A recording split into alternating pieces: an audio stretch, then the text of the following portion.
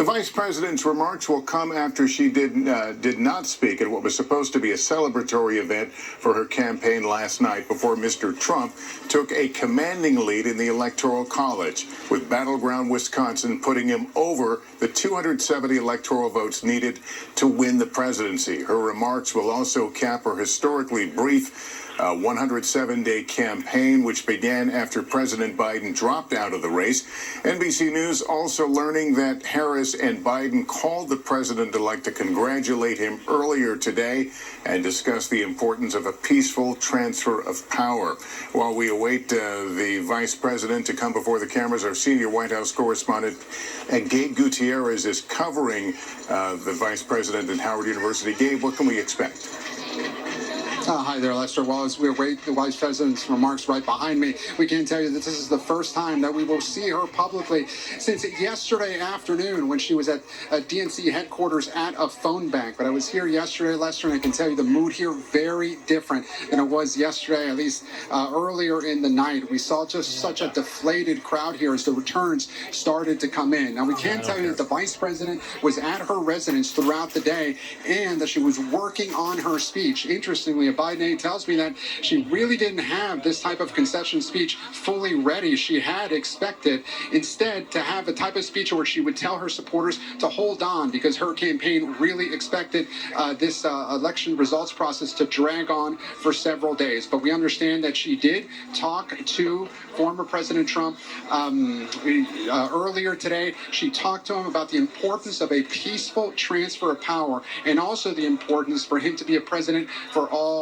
people, for all Americans. Now, also, President Biden also called former President Trump. We're told that he invited the former president, now president-elect, to the White House, but we're still awaiting details on that, on when that might happen. The staff is still working it out right now. Lester, I can tell you there's some cheering behind me. Again, any moment now, Vice President Harris is expected to come out here and deliver her remarks. As you said, very significant location, her alma mater. This is also the place where she announced her bid for president back in 2019.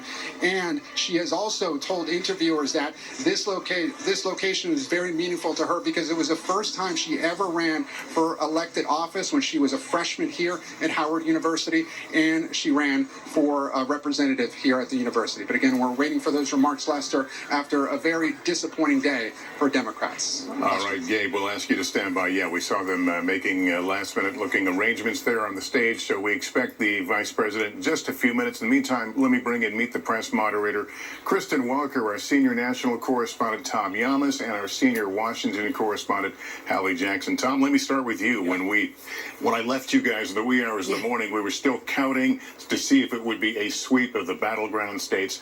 What's the latest count? We're still waiting, but as we're watching this and waiting for Vice President Harris to come out, the news has gotten worse for her. Obviously, the ultimate news, she's not going to the White House, but now we've learned NBC News has projected both Wisconsin and Michigan have also gone into Trump's column. He has taken down the blue wall once again. He is the only presidential candidate who's a Republican to take down the blue wall. He's done it twice since 1988. In modern historical times, we have not seen anything like this. So the news right now getting worse for her. We're still waiting on Arizona and Nevada as the vote is still being counted there. All right, Kristen, let me bring into the conversation. We woke up in a different world today. This news is now being absorbed. People trying to tea leaf into the future. What are you hearing? Well, we woke up to a political realignment. We saw that former President Donald Trump, now President-elect Donald Trump, had this incredibly decisive victory in which he expanded his reach and his support among key groups, Latino voters, women voters. In fact, President Biden did better with women voters than Vice President Kamala Harris did. We also saw him expand his reach into some blue areas, some blue counties, Lester, here in New York, in New Jersey, in Illinois.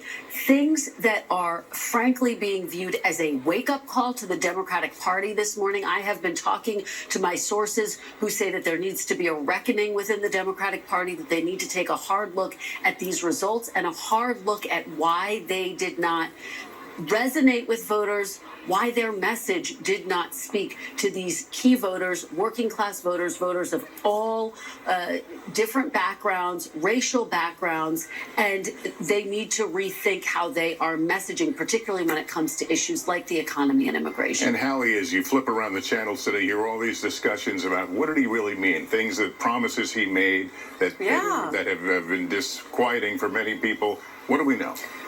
It looks as though, based on everything that he has said publicly, his second term is likely to start as his first term did. Controversially, he has said on day one he will implement mass deportations. There's an estimated 11 million undocumented immigrants in this country. Doesn't say, and has been pressed for specifics. How do you pay for that? Probably billions of dollars. Who actually does it? Who actually executes these deportations? That's not clear.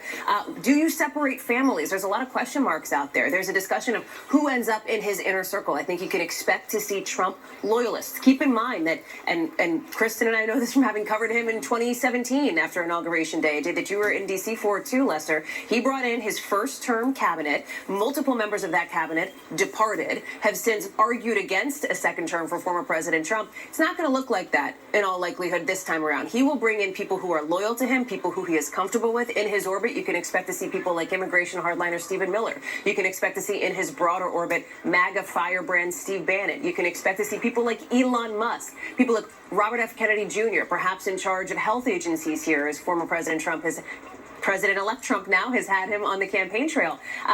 Other policies. He wants to essentially overhaul the federal government, do away with the Department of Education, look at ways to cut costs dramatically. It could be a real sea change in the way that the government works and functions, with political opponents concerned about the possibility of retribution. As President-elect Trump said just a few days ago on the campaign trail, it may look, in his words, nasty, especially at the beginning as he comes on board here as we look ahead to January and February. I'll tell you that in my text messages and phone calls, even in the last few minutes here, it is all about, on the Republican side, what's the transition like? Who ends up in which positions? There's the jockeying. Who's the chief of staff? Who goes up for the secretary of this or that? There's a lot of discussion about the next step forward in the future here. I'm also interested to see what Vice President Harris will say here. We saw former Congresswoman Republican Liz Cheney just today say, listen, we have a democracy. There is a new president-elect. We will work to protect the Constitution. Does the vice president strike a similar tone and talk about upholding the importance? Well, I mean, obviously she'll concede the race question. Will she concede some of the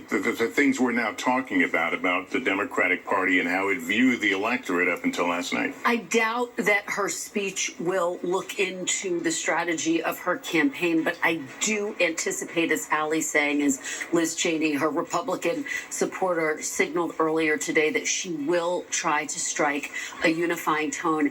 And as we sit here and watch the crowd gather at Howard University, I can't help but think of all the parallels to 2016 when Hillary Clinton came out the day after Donald Trump effectively won and delivered a concession speech that she had not written because she was not prepared to lose. Now, that's not to say that Harris was entering this election with the same sense of what I think some people felt was a bravado on the part of Hillary Clinton. But Hillary Clinton said in her concession speech, I hope that he, Donald Trump, will be a successful president for all Americans. Hillary Clinton very notably struck a unifying tone in her remarks. And so it was such an important moment for the country when she did that. It was such a stark contrast with 2020 when former President Donald Trump did not concede. He still has not conceded. He did not attend the inauguration, Lester. So this was a very different transition of power that we witnessed in 2020 and obviously beset by the violence of January 6th. I do think that the vice president, I've been talking to lawmakers, and they say they are anticipating and hoping they hear that. And we should acknowledge this, right? Because along with Kristen was saying, I mean, the Democrats, no one likes to lose. Every Sunday we root for our football teams to win.